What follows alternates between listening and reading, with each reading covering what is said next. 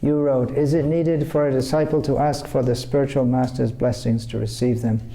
I don't know if Srila Prabhupada ever asked Bhaktisiddhanta Prabhupada for his blessings on his endeavors, but it seems the blessings are manifest in the instructions. Srila Prabhupada would always attribute any success in spreading Krishna consciousness to the mercy and blessings of Bhaktisiddhanta Prabhupada. Yet we hear of disciples of Srila Prabhupada who would ask for his blessings to go open a center and establish Krishna consciousness in different parts around the world. You got it there, the point, the blessings are manifest in the instructions. Is it needed for a disciple to ask for the spiritual master's blessings to receive them? No. It's not required. And like you say, we don't have any record of Srila Prabhupada specifically asking for that. Although we do have songs like Tomara Karuna Shah,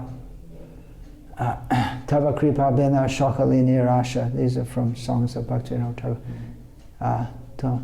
Tomara Kripa, Tomara Karuna Shah. Your mercy is the essence of everything. Tava Kripa Bina Shokali Nirasha Ahaituki Kripa Chai. This Bhaktivinoda Thakur in another song sings that without your mercy, I'm completely hopeless. I don't have any hope. So it's understood that the spiritual master is giving blessings. It's very common here in India. The devotees come, and others come. Materialistic people, they often ask for blessings. If you ask one, they want blessings for, they say, for good health and pass the degree and all this kind of thing. But devotees, if you ask them, they're often surprised and they say, well, for pure devotion. But it's understood. If you're asking, it's almost, if you ask for a blessing for pure devotion, it's almost like almost like an insult, because it's like, well, you're not giving them or something. You're withholding the mercy. Often devotees ask questions to me like, please give me blessings so that I can chant my rounds. But I say, why are you asking blessings? You already vowed to do it. You shouldn't ask for blessings for that. Or they ask for blessings for pure devotion. Or that my child will become a pure devotee. I always say, well, I can give blessings, but you have to do your work also. Don't think that it's just like that automatically.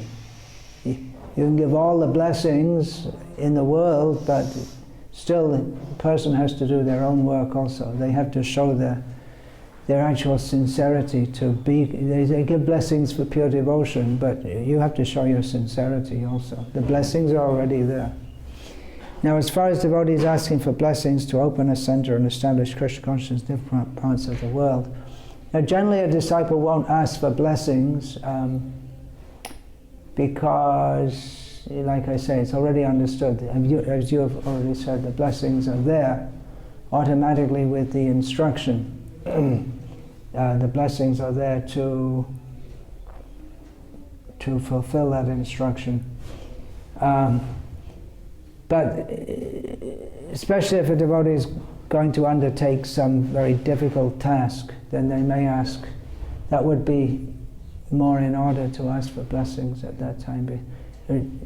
Just acknowledging the fact that this is going to be very difficult for me. Just like, for instance, Srila Prabhupada said he wanted Harikesh to preach in the Soviet Union, Tamal Krishna Maharaj to preach in Red China. Very difficult time. I don't know if they actually asked Srila Prabhupada specifically for blessings for that, but many of the tasks Srila Prabhupada gave are very, very difficult. And to be quite honest, I don't know if devotees nowadays have much idea of how difficult it was to go to establish the temples in Vrindavan and Bombay. Very, very difficult. Even book distribution in the West was, overall I'd say it was more difficult in the early days because we had a lot of opposition. And you can read in the Prabhupada Lilamrita, it's quite often devotees would get physically attacked. Of course, the devotees themselves were very aggressive also. But yeah, so if you're going to do something which is really, it's really going to be a very deep challenge, then that would be in order. Srila Prabhupada, when he sent devotees to England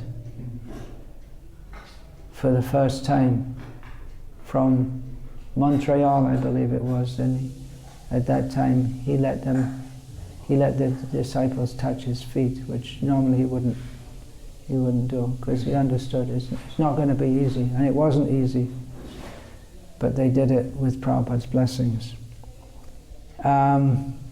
Similar thing is when devotees ask, often devotees ask me, what is your instruction? Do you have any special instruction? I tell them, you chant 16 rounds, follow the 4 regulated principles. That's special. Don't think it's not special. So you do that properly first. And then we'll see what else you can do. That also is not so easy, actually, to chant 16 rounds purely. It's not easy for us because we're rascals. Okay, anything else you'd like to ask about that? That covers everything. Okay.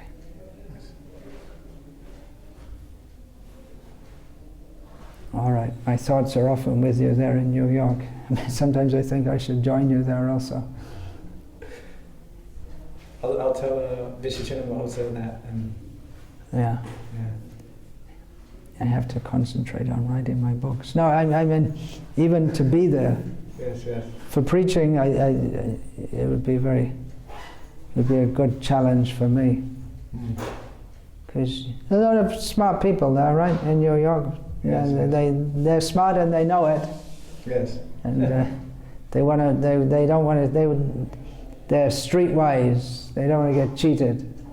Of course, they're cheated by the material energy. And they're cheated by the whole society into thinking that they can be happy by being a New Yorker. But it's intellectually, you could say it's a challenge. Not that we're interested in intellectualism for its own sake, but Krishna consciousness is bhaktya shuta grihitaya. There's the intellectual aspect also. So to convince people who think they know a lot that they need to start to learn about Krishna consciousness, that's a good challenge. But let's see, I have to write my books.